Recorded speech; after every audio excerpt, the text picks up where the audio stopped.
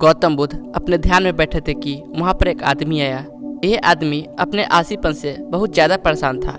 आलसी आदमी गौतम बुद्ध से बोला, महात्मा जी मेरी मदद कीजिए, मैं अपने आलस से बहुत ज़्यादा परेशान हूँ। आप ही कोई उपाय बताइए जिससे मैं आलसीपन से छुटकारा पा सकूँ।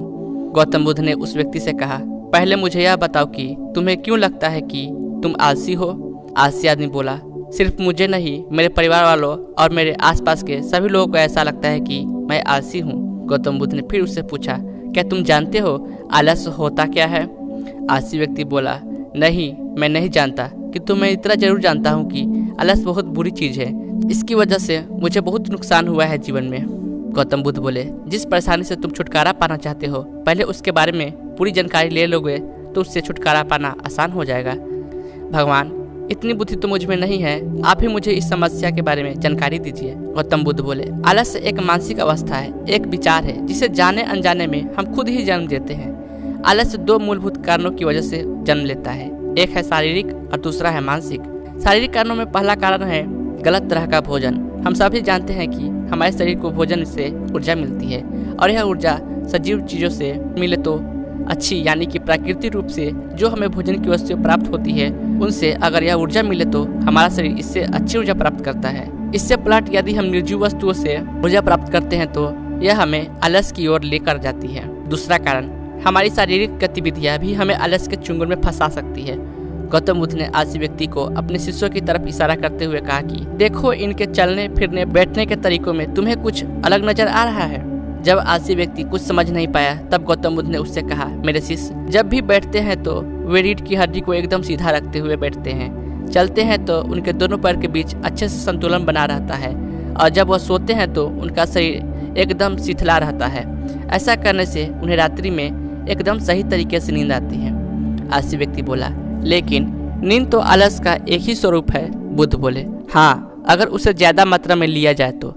बुद्ध ने इस बात को आगे बढ़ाते हुए कहा, नींद कम मात्रा में लोगे तो तुम्हें अगले दिन थकान महसूस होगी और ऐसा करने से ज़्यादा आलस शरीर में आएगा। नींद ज़्यादा लोगे तब भी यही परिणाम होगा। इसलिए नींद को न ज़्यादा न कम, एकदम सही मात्रा में लेना अति आवश्यक है।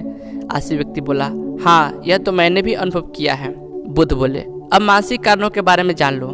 मानसिक कारण में सबसे पहले है हमारी पुरानी गलत धारणाएं। अक्सर ऐसा होता है कि हम पहले जिन कामों में असफल हो चुके हैं हमारे अंदर ऐसी भावनाएं बन जाती है कि हम उस काम में हमेशा असफल होते रहेंगे, जिस वजह से हमें उस काम को करने में आलस आता है। ऐसी धारणा से छुटकारा पाने का एकमात्र उपाय है कि हमें अपने मन को यह समझाना चाहिए कि पिछली बार हम जब उस काम में असफल हुए थे तो हम उसके बारे में जितना जानते थे अब उस काम के बारे में उससे ज़्यादा जानते हैं, क्योंकि असफल होने के बाद हम उससे काफ़ी कुछ सीखे भी हैं। बुद्ध बोले, दूसरा कारण है आलसी और कामचोर लोगों की संगत। कई बार ऐसा होता है कि हम आलसी नहीं होते मगर जिनके साथ हम रहते हैं हम उन जैसे बनने लगते हैं। इसे छुटकारा पाने का उपाय बहुत सरल है। कामचोर और आलसी व्यक्तियों से दूर रहे। ऐसे व्यक्तियों की संगत में रहो जो अपने काम को बड़ी लगन से करते हैं और तुम्हें कुछ सिखा पाए। गौतम बुद्ध ने तीसरा कारण बताते हुए कहा, यह कारण आलस के लिए सबसे बड़ा कारण है। काम को कल पर टालते रहना यह कारण इतना शक्तिशाली है कि किसी भी व्यक्ति को बर्बाद कर सकता है। इससे बचने का सबसे आसान उपाय यह है कि जो काम जितनी जल्दी संभव हो उतनी जल्दी कर दिया जाए। गौतम बुद्ध ने आलसी व्यक्ति से एक सवाल पूछा, मान लो तुम किसी रेगिस्तान में फंस गए हो और तुम्हें प्यास लगी है तो तुम क्या करोगे।